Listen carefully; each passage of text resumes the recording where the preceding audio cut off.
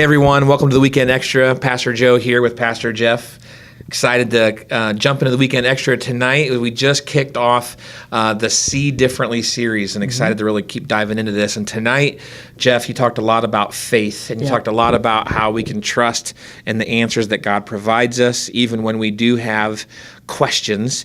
And I know that you would have a mindset to interact with this, but we see the example. We see God even say, like, yeah, let's talk. You can kind of question me, so to speak, in the dialogue sense. Yeah. So when do we know the difference between, like, I'm questioning God in terms of, like, trying to figure things out versus, like, questioning, like, doubting my faith, not trusting God? Like, how do we kind of navigate that dichotomy? I think it's all about willingness to have a landing point. So I think that's what faith is. So faith is not the absence of questions, because I think a lot of questions are fair, and I don't think God is insecure about those questions.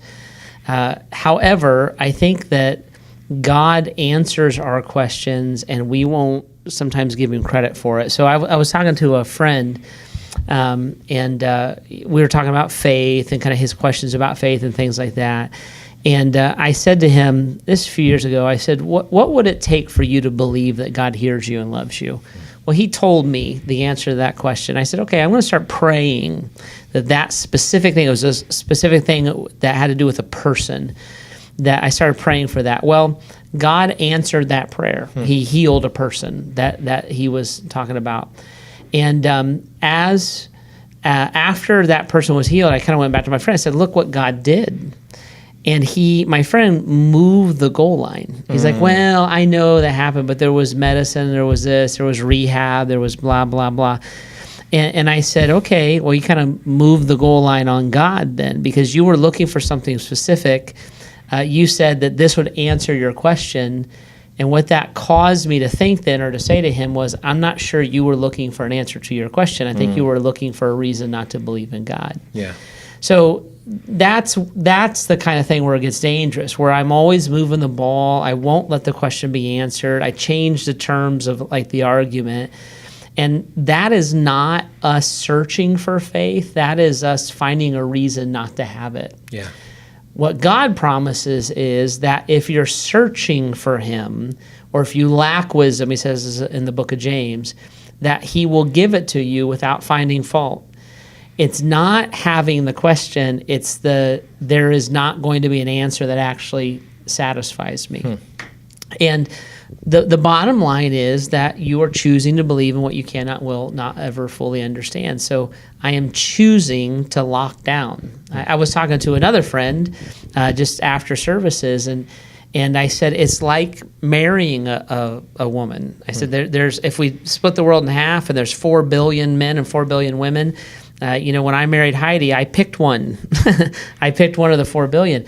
And I ran that decision through a criteria. I kind of knew what I was looking for. I dated around. I didn't just pick one randomly. It was a calculated decision. And then I married Heidi.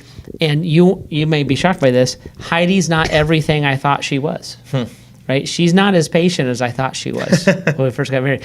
She's not as into me as I thought she was going to be for the rest of her life, right? She has her own mind, her own heart. She's her own person. And by the way, I have let her down way, way more, right? But we, by faith, made a decision. We, by faith, entered into it. We chose to put our faith in a relationship, and we move forward. So that is an element of our relationship with God. God is not a science problem. He's not a math problem. Questions of faith and Jesus do not just clearly present themselves. So I ultimately, even with all kinds of evidence, I'm still choosing to believe something. We have to let God answer us, and when we start changing those criteria, we're looking for reasons not to believe. Yeah. Not looking for something to hang on to. So I think that's kind of the outer limits of where the questions go, and where we need to rest in them. Yeah, I've had a lot of friends that ask those kind of questions, and it's almost like they're trying to prove, at least in this microcosm, they're trying to prove themselves almost smarter than you or smarter than God. They're not really, like you said, they're not trying to find an answer. Like, if you can't answer this question, I must be smarter than everybody. You know? I one of the things I often say is that one of the clearest marks of a disciple, somebody who's truly following Christ, is they stop arguing with the Bible. And so the Bible can be hard. God can be a mystery.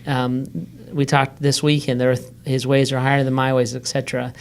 So in that search, there are questions that are difficult.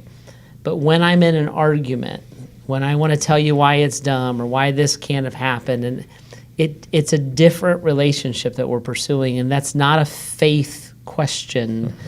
That is a defensive question, and reasons not to believe instead of questions that maybe we're trying to overcome. Sure. And and all that, I want to be gentle. Yeah. Because there are really, really undescribably painful and difficult things that happen in people's lives. And so I don't want you to hear me being callous about that. These are things that I would lean into yourself and say, am I looking for God, or am I looking for a reason to discount him? And really, you're the only one that can answer that question, right? So what I know from the scripture is when you're looking for him and when you're looking for his heart, he will make himself found, If you want to find a reason to discount him, there's tons. And so you can find those too. Yeah. I know that's our prayer, that people would find God and find their faith and trust to follow him. Right. Not just try to come alongside him and try to be like him, but truly say, God, I trust you enough to follow you. That's our prayer for you guys as you navigate this conversation. Just keep asking these types of questions, and let's explore that together. Jump into some type of group or have a chat with a leader and, really try to dive into how can I trust God through this stuff. Well, that's been the Weekend Extra this week. Thanks, Jeff, for diving into that again, and we'll see you next time.